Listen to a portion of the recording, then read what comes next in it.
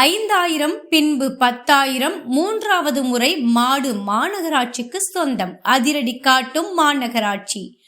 தூத்துக்குடி மாநகர பகுதிகளில் பொதுமக்களுக்கு இடையூறு ஏற்படுத்தும் வகையில் சாலைகளில் மாடுகள் திரிவதாக மாநகராட்சிக்கு தொடர்ந்து பொதுமக்கள் புகார் தெரிவித்து வந்தனர். மாடு உரிமையாளர்களுக்கு சாலைகளில் மாடுகளை திரியவிட வேண்டாம் என்று பலமுறை மாநகராட்சி நிர்வாகம் தெரிவித்தது.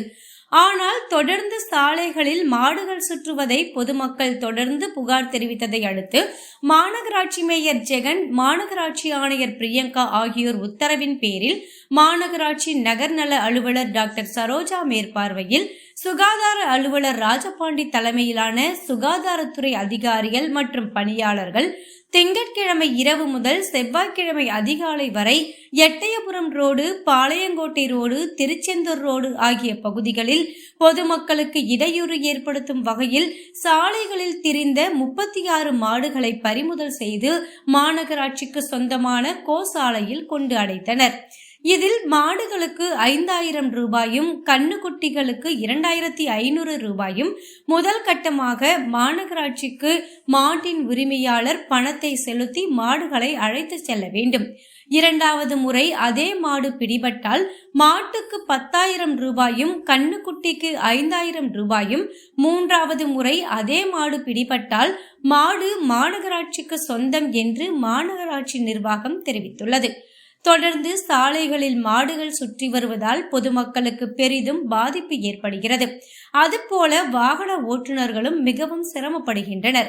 ஆகையால் இனிவரும் காலங்களில் சாலைகளில் மாடுகள் திரிந்தால் மாநகராட்சி நிர்வாகம் அதிரடி நடவடிக்கை எடுக்கப்படும் என்று தெரிவிக்கப்பட்டுள்ளது. கோசாலையில் அடைக்கப்பட்டுள்ள மாடுகளை மாநகராட்சி ஆணையர் பிரியங்கா, மாநகராட்சி நகர்நல அலுவலர் டாக்டர் சரோஜா, சுகாதார அலுவலர் ராஜபாண்டி மற்றும் மாநகராட்சி பணியாளர்கள் நேரில் சென்று பார்வையிட்டனர்.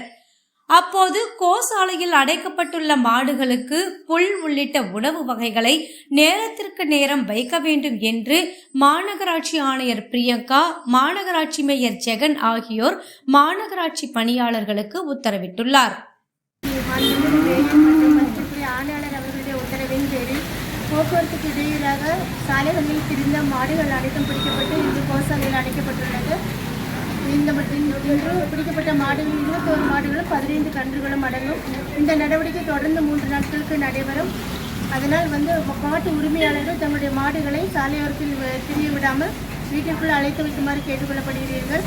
மீறினால் முதல் தடவையாக 5000 ரூபாய் அபராதமும், இரண்டாவது தடவையாக 10,000 ரூபாய் அபராதமும், மீறினால் நீதிமன்றம் மூலம் நடவடிக்கை